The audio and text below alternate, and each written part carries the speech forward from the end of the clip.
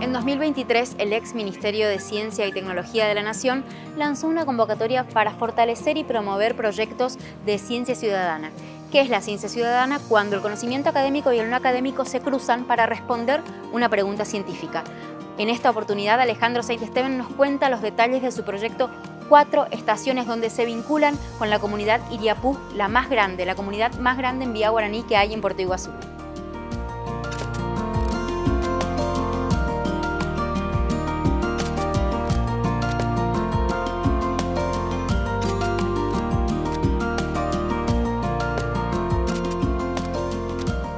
Este proyecto viene a reforzar un poco el vínculo que ya teníamos con la aldea Iriapú, que es una de las más grandes aldeas de aquí de Puerto Iguazú, que con el instituto ya veníamos trabajando con algunas preguntas que nos veníamos haciendo sobre avistamientos de determinadas aves, mamíferos, relevamientos de la naturaleza en general, y es un punto muy importante porque está muy cercano, pertenece a la selva paranaense.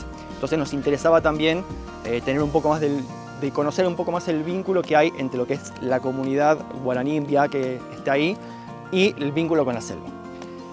El proyecto 4 estaciones de la selva viene a cubrir un poco esa necesidad, pero también algunas problemáticas que fueron surgiendo en el tiempo cuando hablábamos con los referentes de la aldea. Entre ellos es cuál es la relación que tienen los jóvenes y las jóvenes de esa cultura con su propia cultura tradicional. Una preocupación que surgía muy constantemente es que los jóvenes están de alguna forma olvidando un poco su herencia vía guaraní, y a nosotros nos pareció interesante vincular la pregunta científica que teníamos nosotros, que es hacer una línea de base de comparación para ver cómo es la biodiversidad en un lugar antropizado y un lugar prístino. Con antropizado me refiero a los lugares donde hay una gran actividad humana que impacta de alguna manera en la naturaleza. Lo que queremos ver es cómo impacta. Mientras que en un lugar prístino son los lugares en los que no hay un fuerte desarrollo de la actividad humana, es decir, que están dentro de todos como en la naturaleza original, por así decirlo.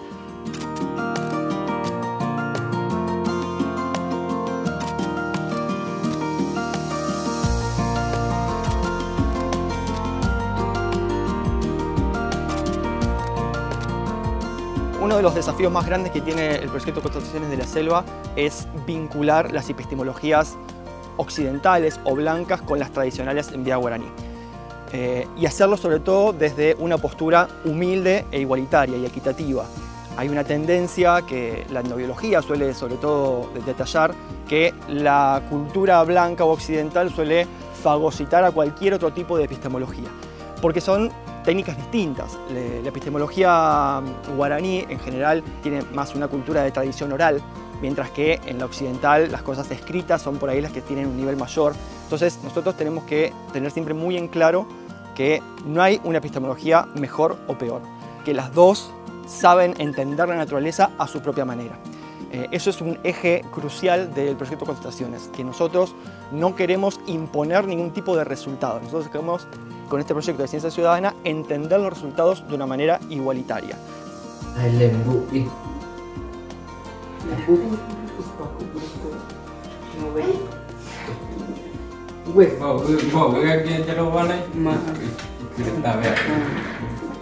Nuestras verdades son iguales a las verdades de ellos y las tratamos de congeniar.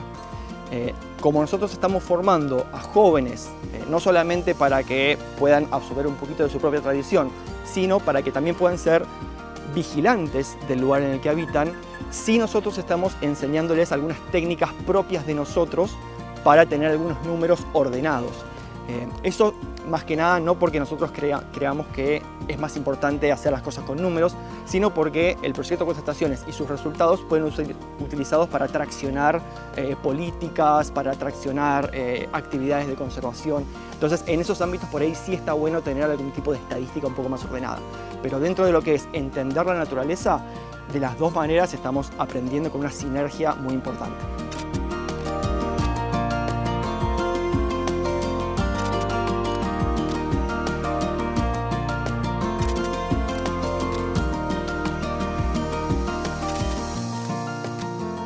El proyecto Cuatro Estaciones de la Selva tiene 2 años de duración, ya hemos transcurrido el primero y unos meses más.